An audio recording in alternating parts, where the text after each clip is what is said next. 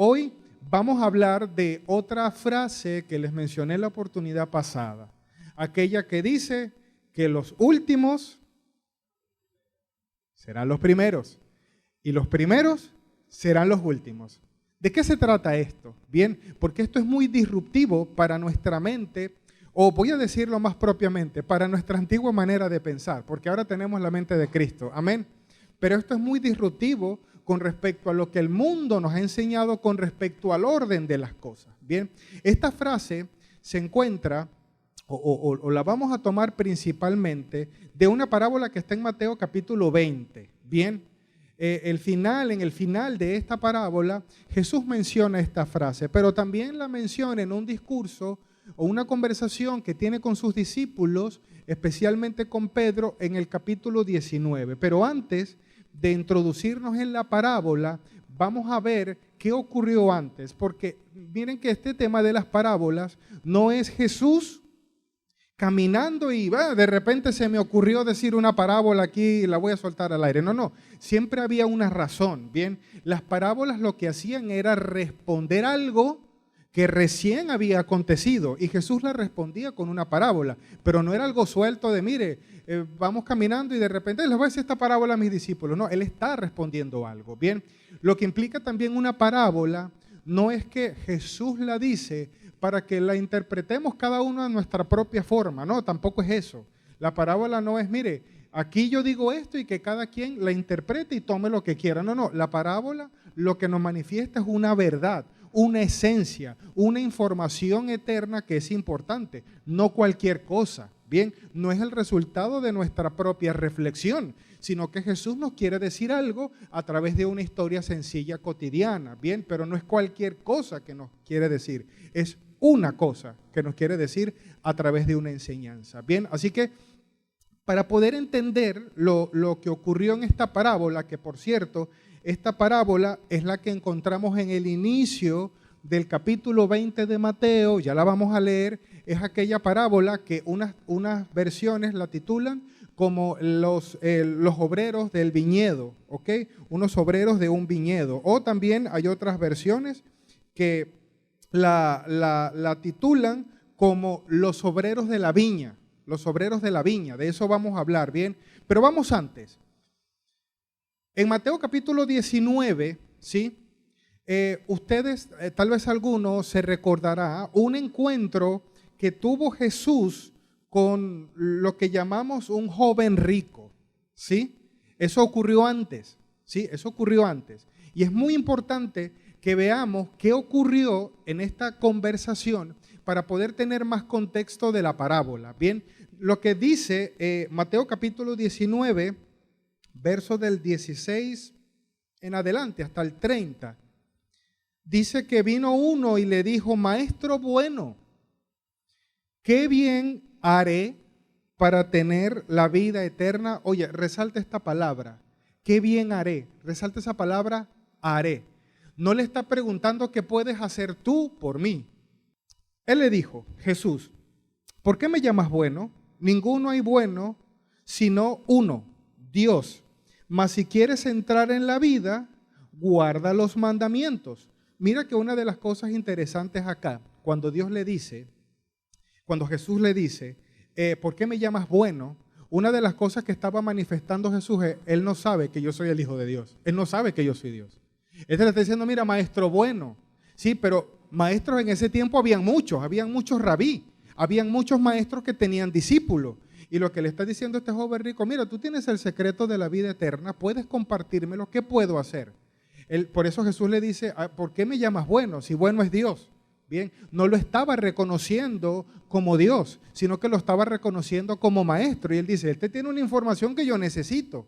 Bien, Jesús le dijo, no mates, no adulterarás, no hurtarás, no digas falso testimonio, honra a tu padre y a tu madre, ama a tu prójimo como a ti mismo. El joven le dijo, todo eso lo he guardado desde mi juventud. ¿Qué más me falta? Ponme lo más difícil, Jesús.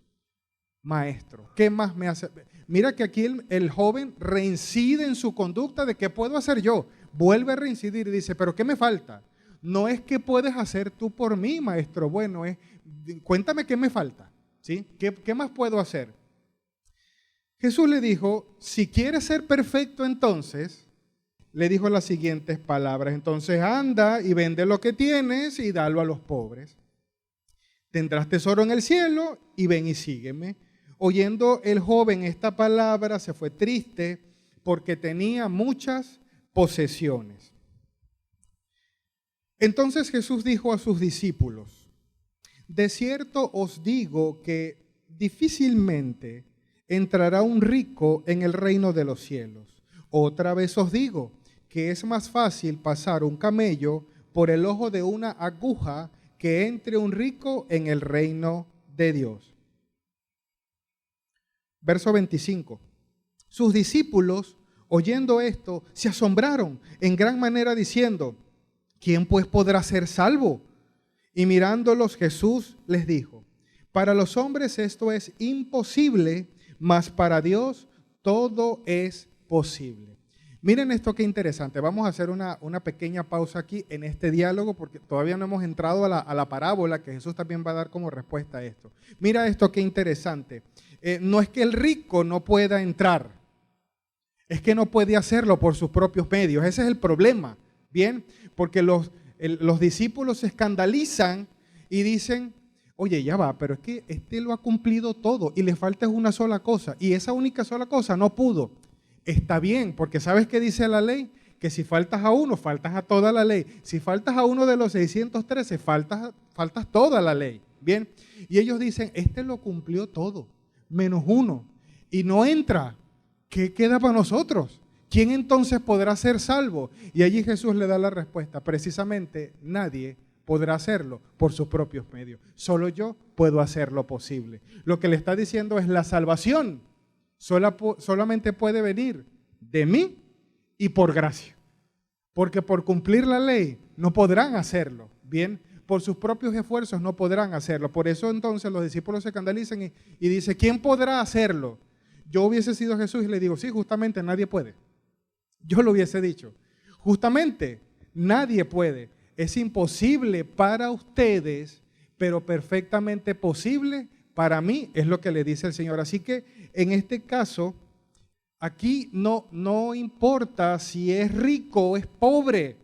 La pregunta es, ¿qué parte de tu humanidad es la que no quieres soltar para seguir a Jesús? Ese es el verdadero problema. Porque miren cuál era el problema del rico.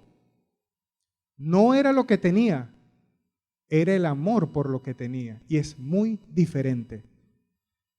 Mire que a veces cuando pensamos en esta frase de que el dinero es la raíz de todo mal, no es así. Es el amor al dinero. No es el dinero en sí mismo, es el amor al dinero. Y el problema del rico no era que fuera rico, era el amor que le tenía a lo que tenía. Ahora,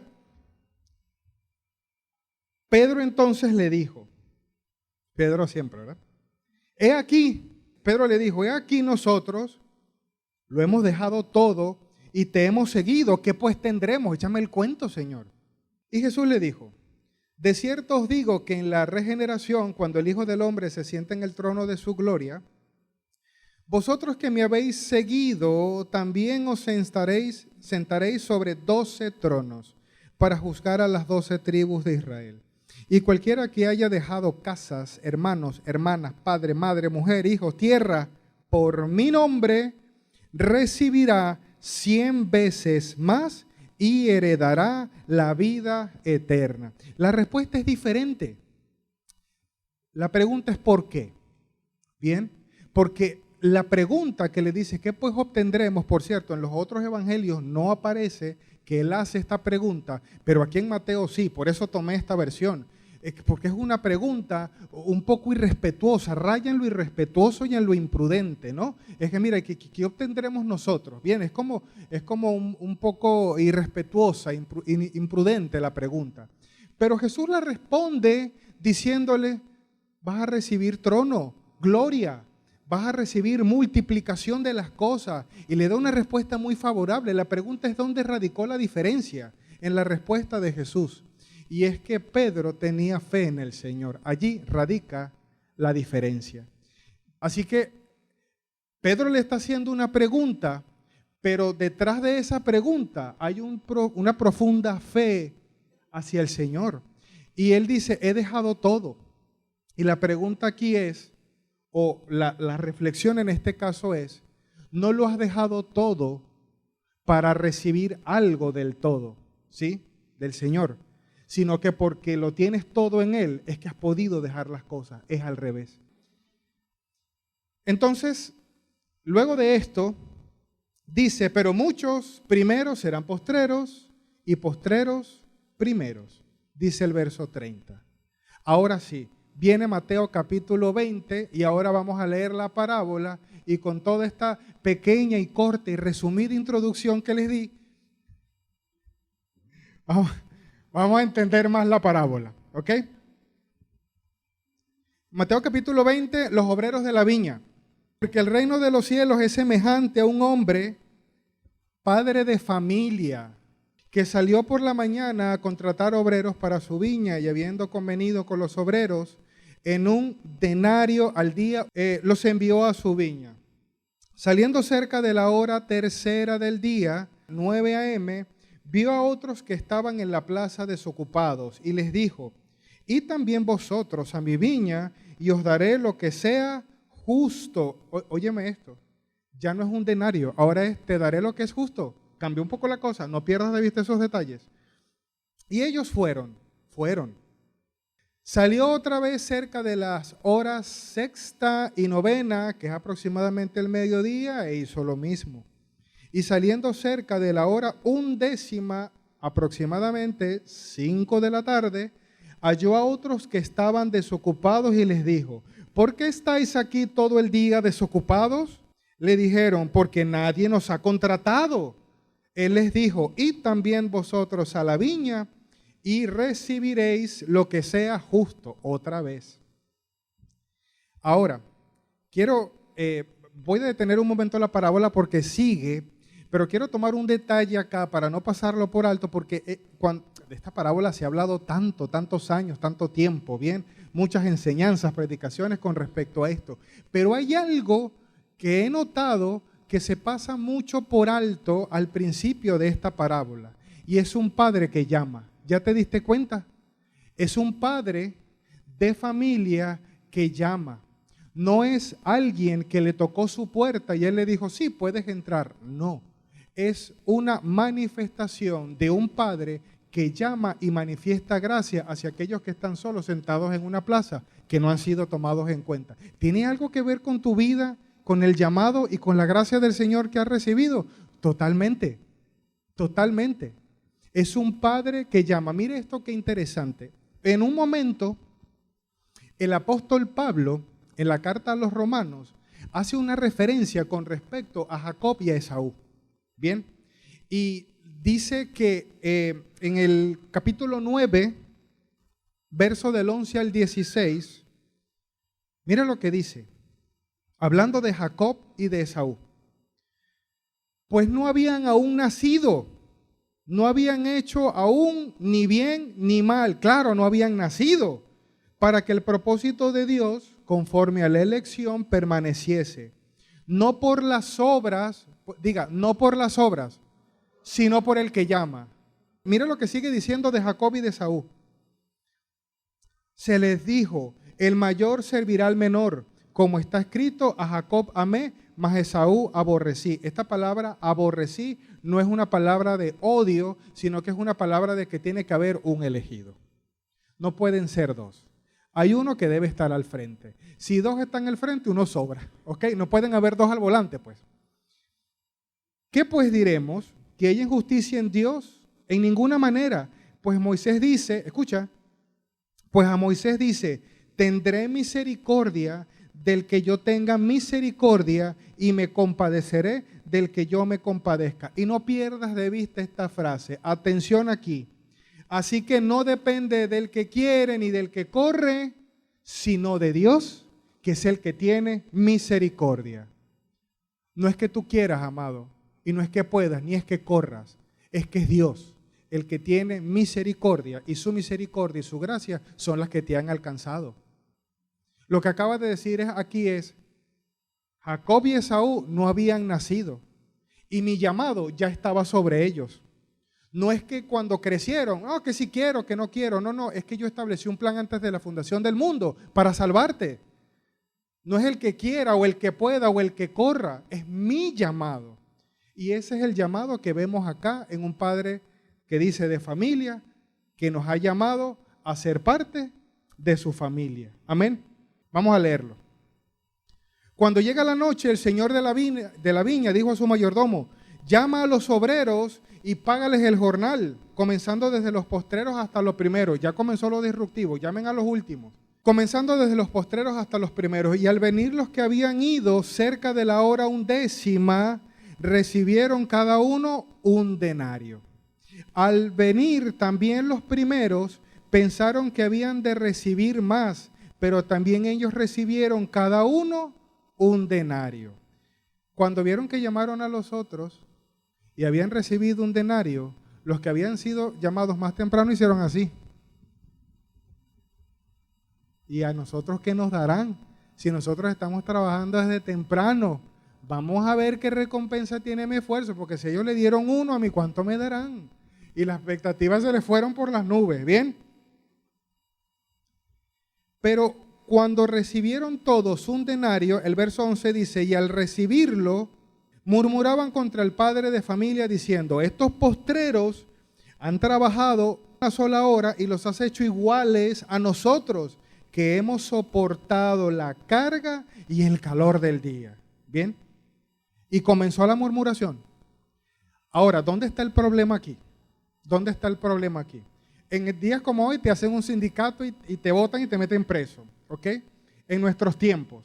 Pero mira esto qué interesante. El problema con los corazones de los obreros del primer grupo no estuvo en que contrataran a otros. Ese no fue el problema.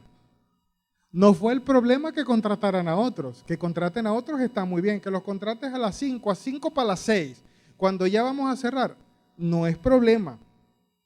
De hecho, tampoco es el orden. ¿Saben por qué sé que no es el orden? Porque más bien el orden le elevó las expectativas a los que habían sido contratados más temprano.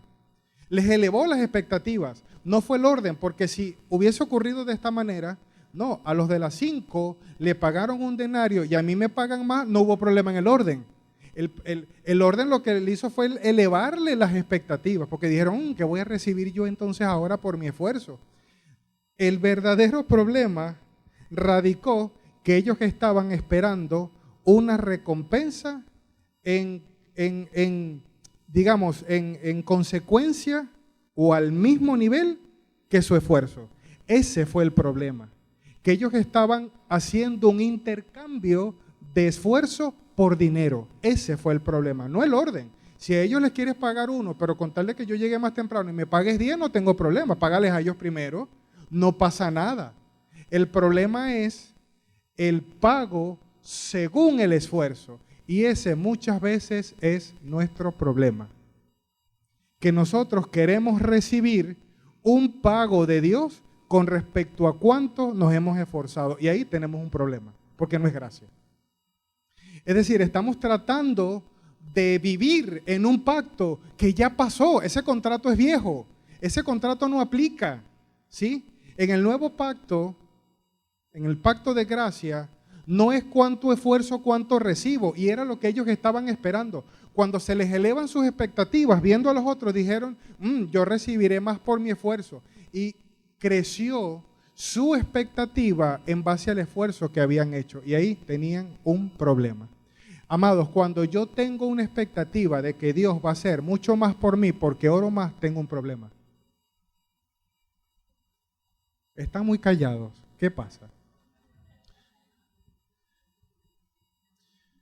Cuando creo que ayuno más, que oro más, que me sé más versículos de memoria y mi expectativa crece porque creo que voy a recibir más bendición por lo que yo haga, estoy actuando como los que contrataron temprano.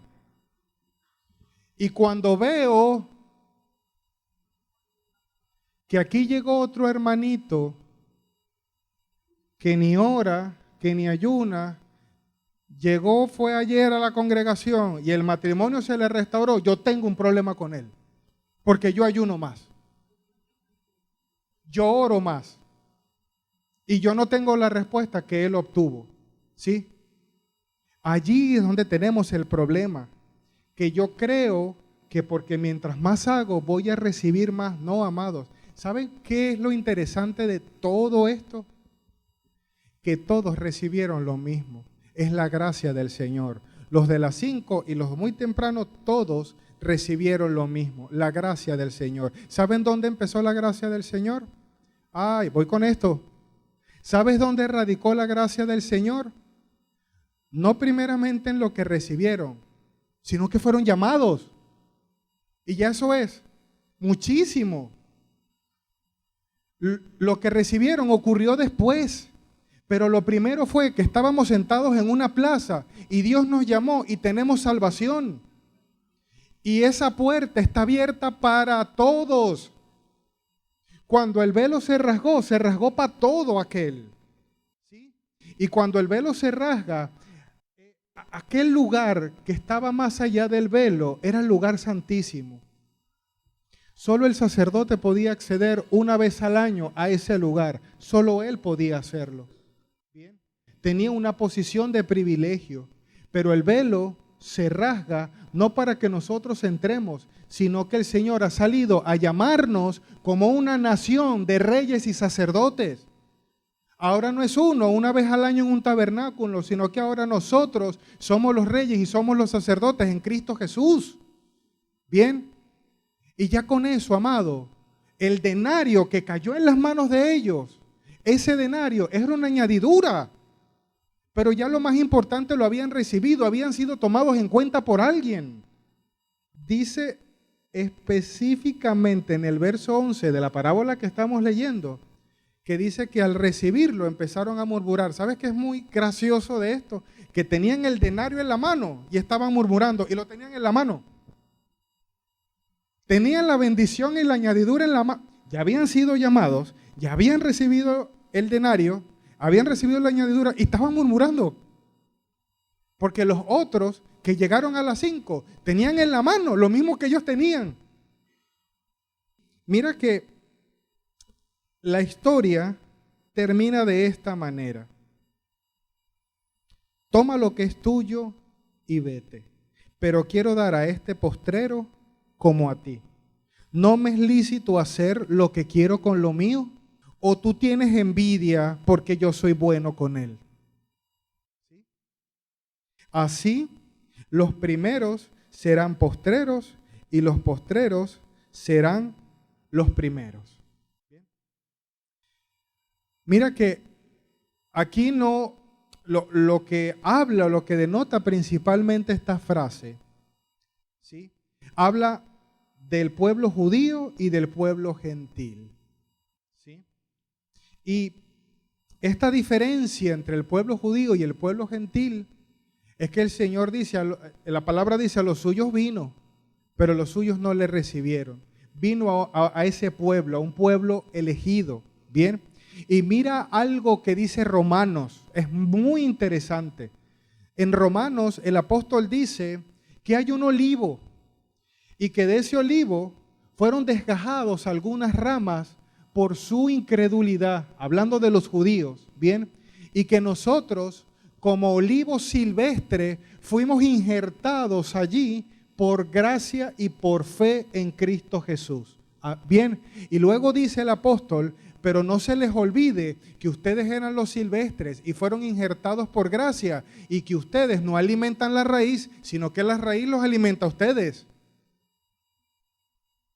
Y el apóstol Pablo luego dice, no solamente has sido injertado en el olivo, sino que ya que estás allí, que estás en Cristo Jesús, amén, no te jactes de aquel que ha sido desgajado por su incredulidad, porque Dios tiene el poder para desgajar e injertar a quien quiere.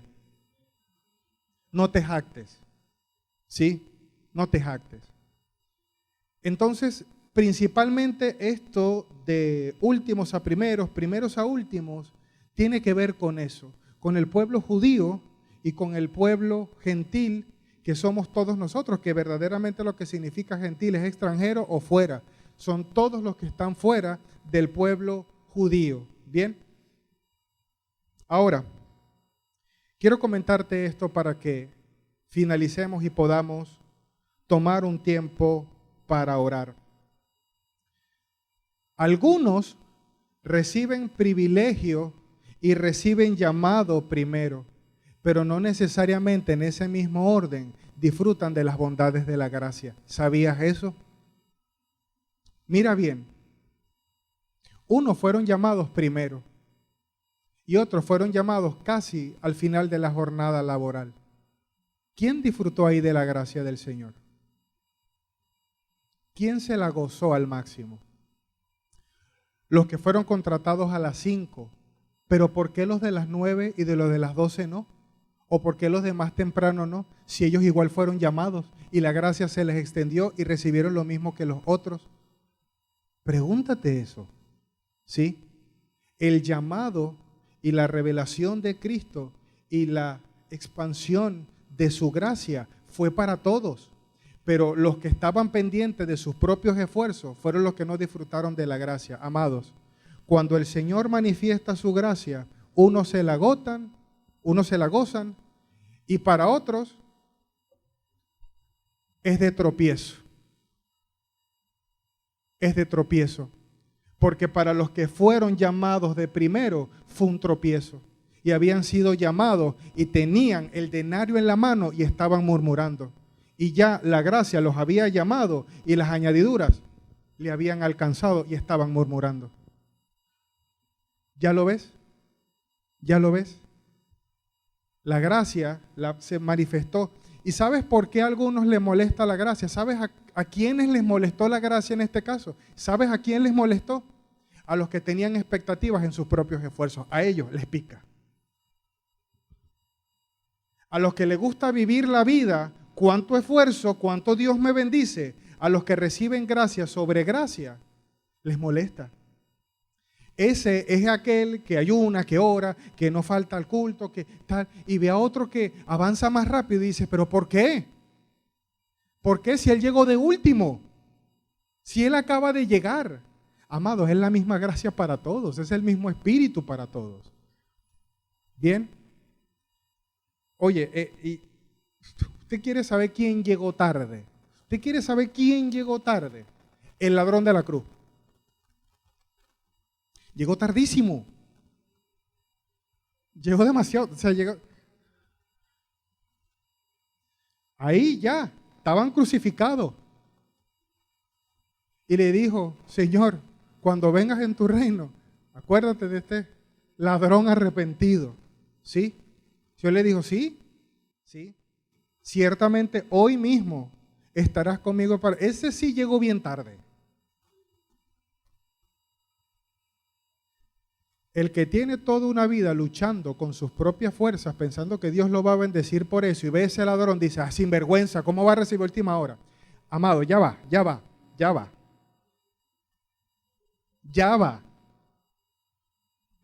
¿Cuántos de nosotros, a cuántos de nosotros?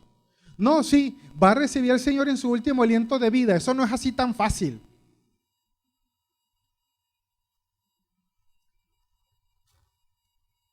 ¿Y qué si lo hace en el último aliento de vida? Gloria a Dios por eso.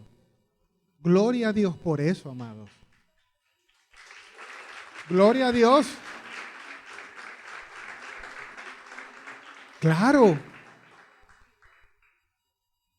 ¿Cómo que así tan fácil? Pero es que así de fácil es la gracia.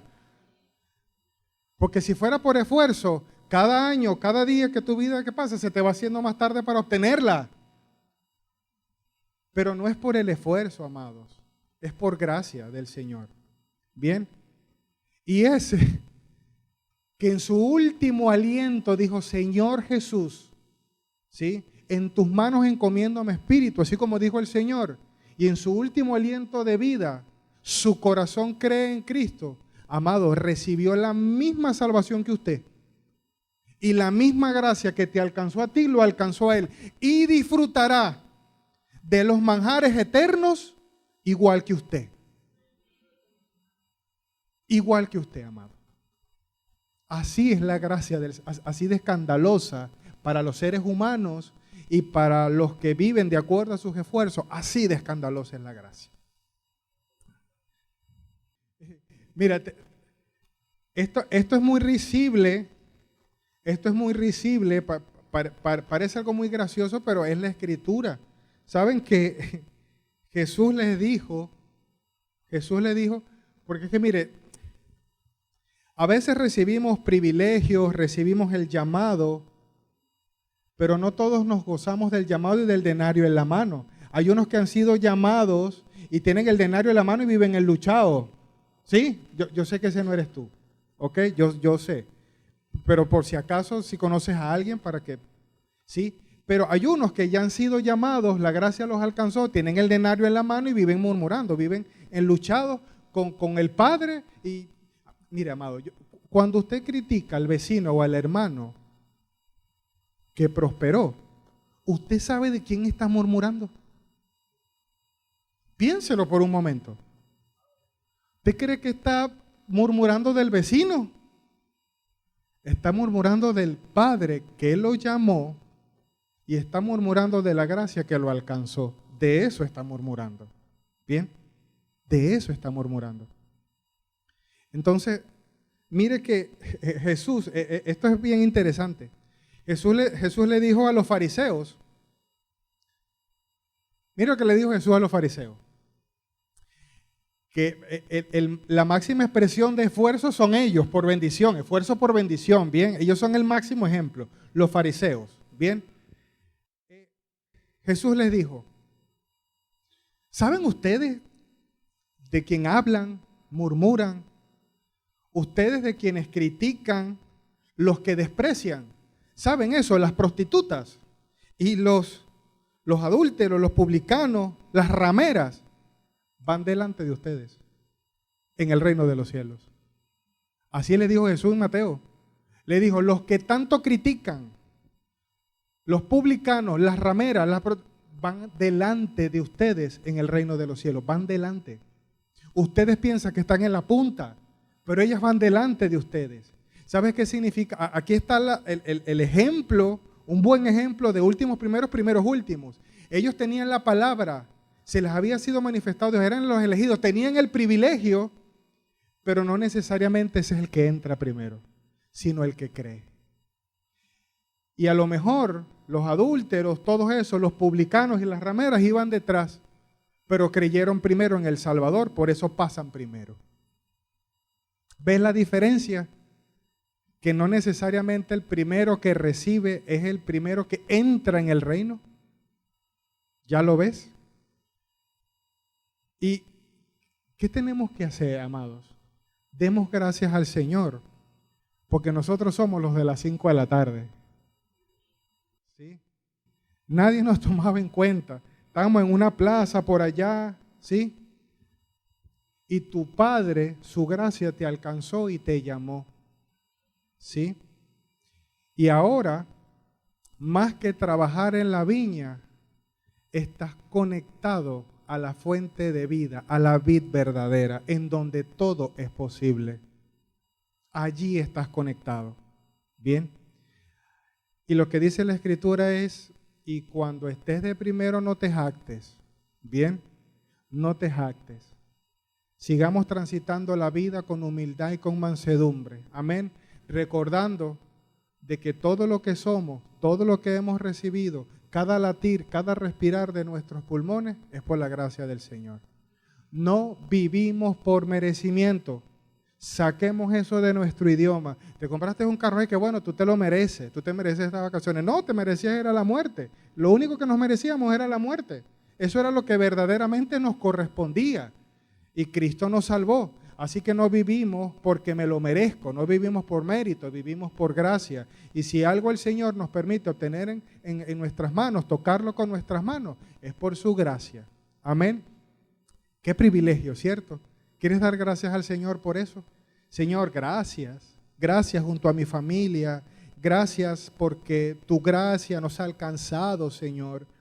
Gracias porque tú eres nuestro Señor y Salvador.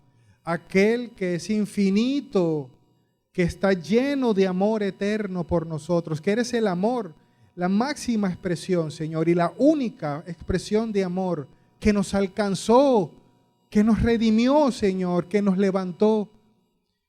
Nos tomaste, Señor, cuando el mundo aún nos había desechado, cuando no éramos nada, Señor. Pero ahora todo lo que somos, lo somos en ti, Jesús. Y gracias, Padre, porque un día escuchamos tu delicada, tierna y amorosa voz diciéndonos: he aquí, yo te he amado con amor eterno. Gracias, Señor. A partir de ese momento, todo ha quedado atrás, Señor.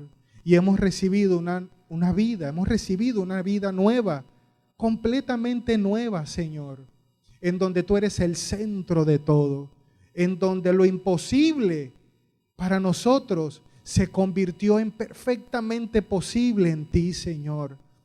Gracias, Padre amado, por tu gracia. Y aún oramos, Padre amado, celebramos de que otros también pueden conocer de ese Dios que les ama, Señor. Celebramos, mi Dios, aún por aquellas personas que serán tocadas por tu gracia y por tu amor, Señor. Aquellos que no solamente recibirán, Señor, denarios o recompensas, sino que celebramos por aquellos que serán salvos por fe y por gracia en tu nombre, Señor. Gracias, Padre. Oramos por nuestros vecinos. Oramos por nuestros familiares que aún no te conocen, Señor. Oramos, Padre, por aquellos que son como nosotros, que llegarán a las 5 de la tarde, pero llegarán y serán tocados por tu gracia y compartirán el reino junto a nosotros, Señor. Gracias, Padre, porque tu gracia es maravillosa y está disponible para todos. En el nombre de Jesús, gracias, Dios. Amén.